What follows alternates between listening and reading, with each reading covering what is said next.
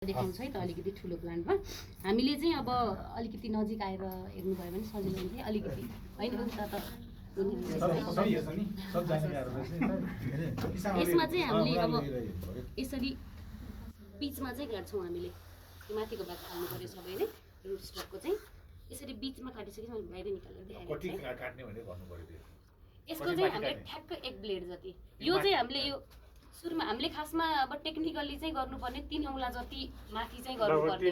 हजुर 3 इन्ची जति भनौँ लगभग 3 इन्ची त होइन यो 3 औँला जति मात्रै कस्तो हुन्छ भन्दाखेरि यो फेरि सबै भेन्टाको उसमा चाहिँ लगभग एउटा ब्लेड छिर्ने जति हामीले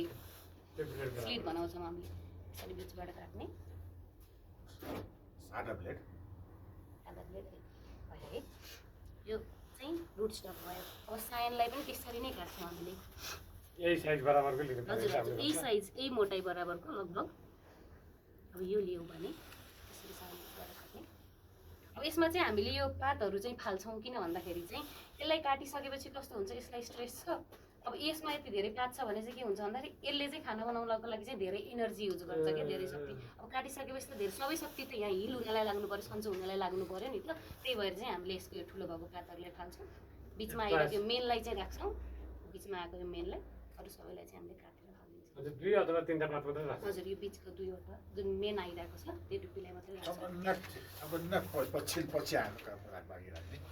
यो काट्ने विचार गर्नु त्यसपछिलाई सायन चाहिँ अलिकति सिक्नै पर्ने छ सायन चाहिँ यतिको हुनु पर्यो मोटाइ हेर्नु पर्यो तपाईँहरूले अब हामीले चाहिँ यो बिचमा काटिसकेपछि यो बिचमा छिराउने हो नि त हामीले त्यही भएर त्यही अनुसारको हामीले काट्नु पर्यो लगभग यति काट्ने यहाँदेखि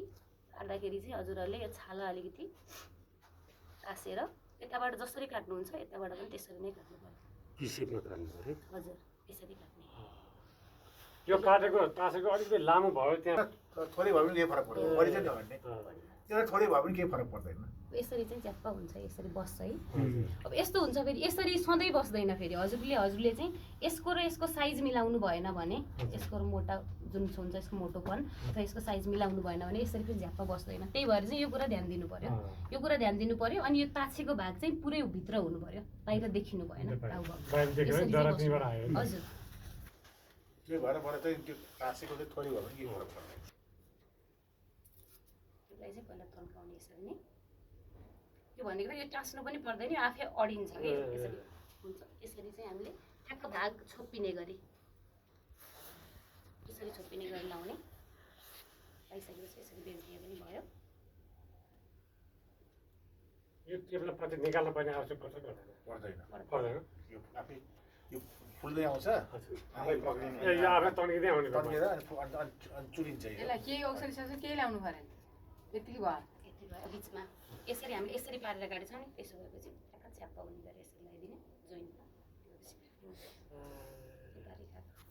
देख्नु भयो नि होइन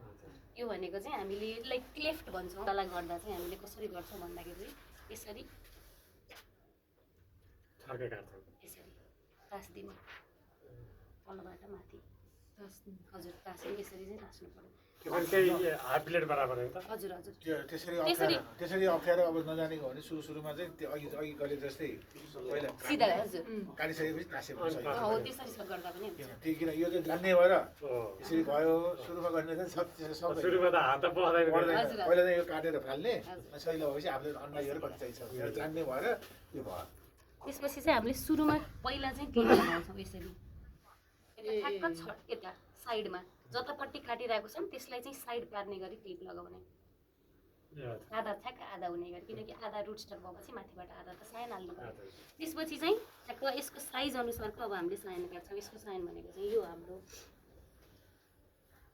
लगभग अब छानेर आफूलाई चाहिँ कतिको हुन्छ जस्तो लाग्छ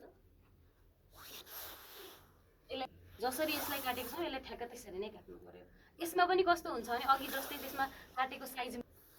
यो पछाडिको मात्रै राखेको हुन्छ त्यसपछि